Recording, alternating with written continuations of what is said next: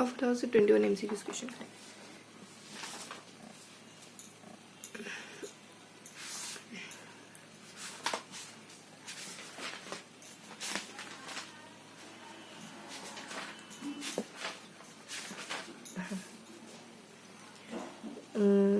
दस 18 कितने 8 क्वेश्चन नहीं हो जाएंगे और बाकी बचे हुए 21 में से 8 जाएंगे, कितने बचेंगे? 8 में कितने जोड़े 21 हो जाए? 8 में आपको 13 और जोड़ने पड़ेंगे तो 21 हो जाएंगे। 13 क्वेश्चन उधर से कर लेंगे। 10वां कॉन्सेप्ट कौन सा है कि 10वां क्वेश्चन क्या है? निम्नलिखित में से कौन सा भौतिक परिवर्तन नहीं है? डी, द्रवित पेट्रोलियम गैस का दहन। कोई भी चीज़ जलेगी तो रासायनिक परिवर्तन में।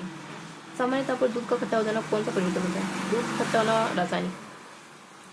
निम्नलिखित में से कौन सा भौतिक परिवर्तन है जिसमें कोई परिवर्तन नहीं होगा? बी, कोकोला पेय में नमक डालने से गैस का निकलना, इसमें कोई परिवर्तन नहीं हो रहा है। अगर जो टुकड़े का जलना, लोहे का जलना, लकड़ी का जलना, इसमें कोई बदलाव नहीं है। बाकी सब रासायनिक परिवर्तन। मोमबत्ती का जलना इनमें से किस परिवर्तन का उदाहरण माना जाता है? सी का। भौतिक रासायनिक दोनों कैटेगरी। कौन सा रासायनिक परिवर्तन का उदाहरण है? तो सी, लकड़ी का जलना। जब भी जलेगी चीज तो रासायनिक परिवर्तन होगा। रासायनिक परिवर्तन के साथ होते हैं उपयुक्त सभी नए पदार्थ बनते हैं।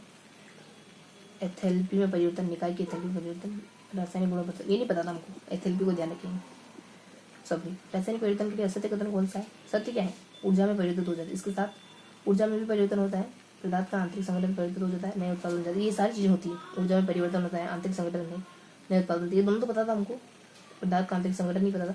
नए उत्पाद बनते हैं, ऊर्जा में भी परिवर्तन होता है, आंतरिक संगठन भी होता है। कभी आए तो ये तीनों ध्यान रखेंगे, पता नहीं कैसे, लेकिन आंतरिक संगठन परिवर्तित हो जाता है। हाँ मतलब संरचना बदल जाती है उसकी। ऊर्जा में परिवर्तन हो जाता है, ऊर्जा में भी हो जाता होगा। क्योंकि जैसे भौतिक परिवर्तन कौन कौन से हैं? तो सी आंसर सही है, यानी फर्स्ट और थर्ड को। लोह धातु का पिघलने में कोई परिवर्तन नहीं हो रहा है। एक लोह क्षण को मोड़ना, इसमें कोई परिवर्तन नहीं है। लोह धातु का एक तार खींचना, इसमें कोई परिवर्तन नहीं। निम्नलिखित में से रासायनिक परिवर्तन कौन सा जिसमें बदलाव हो? फर्स्ट और सेकेंड। लकड़ी का जलना हो गया, लकड़ी के क्षरण हो गए। क्षरण कैसे हो सकता है? क्षरण यानी वो लकड़ी गल गई हो, मतलब कैसे कैसे लकड़ी खत्म हो गई।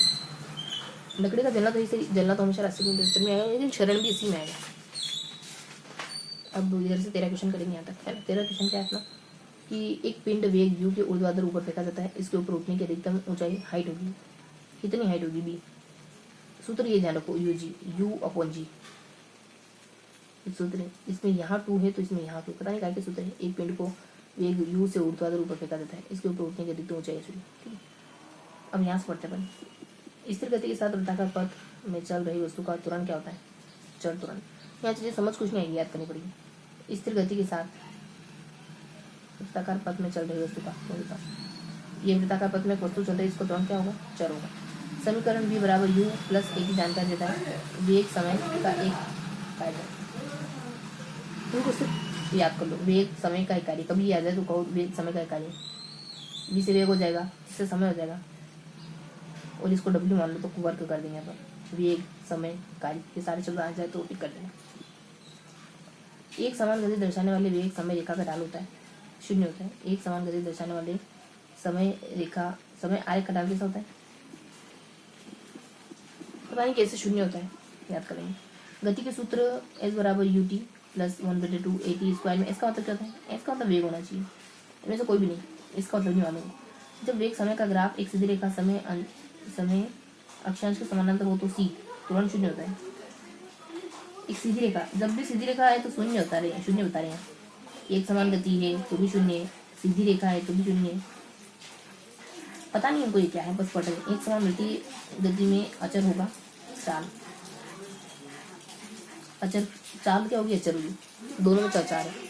गति के निम्न उदाहरणों में से किसमें तय की गई दूरी और विस्थापन के परिणाम बराबर है? डी में।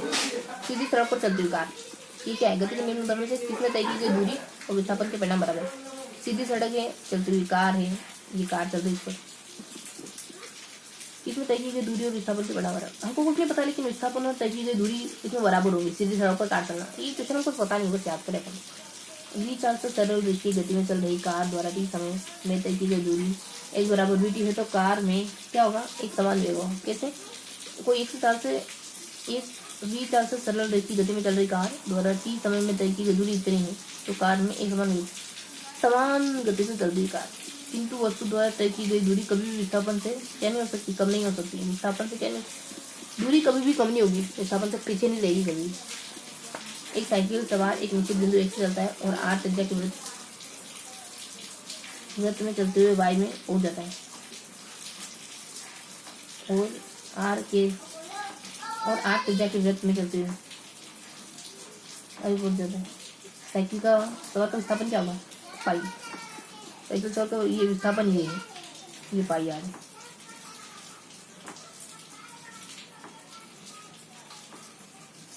पाई आर क्यों पता है? क्योंकि ये होता है तो 2 पाई आर होता है। एक पता कुछ नहीं, बस ऐसे ही पता कर, ऐसे ही पढ़ रहे हैं सवाल। एक समान वेग में समझने की कोशिश करे भी तो क्या। एक समान वेग से गतिमान पिंड को, एक साइकिल सवार एक निश्चित बिंदु x से चलता है और r त्रिज्या के वृत्त में चलती है और r त्रिज्या के वृत्त में चलती है बिंदु। हाँ, एक समान वेग से गतिमान पिंड का त्वरण भी हो तो उस गति को क्या कहेंगे? पता नहीं, कोई नहीं तो क्या क्या कहेंगे? कोई कण त्रिज्या के वृत्ताकार पथ में गमन कर रहा है और जरूरत पूरा करने के पश्चात उसका विस्थापन क्या होगा? c होगा, 2r होगा। कोई कण त्रिज्या r के वृत्ताकार पथ में गमन कर रहा है, मतलब कोई वृत्त में चल रहा है, कोई मान लो साइकिल चल रही है वृत्त पर, और जरूरत पूरा करने के पश्चात इसका विस्थापन क्या होगा? आधा वृत्त पूरा करा है तो 2 पाई आर होगा, 2r होगा। हमको पता नहीं था, बस पढ़ लिया एक बार, पता नहीं कहीं काम आ जाए। पूरा सेशन मिलते हैं अगले सेशन में, तब तक के लिए।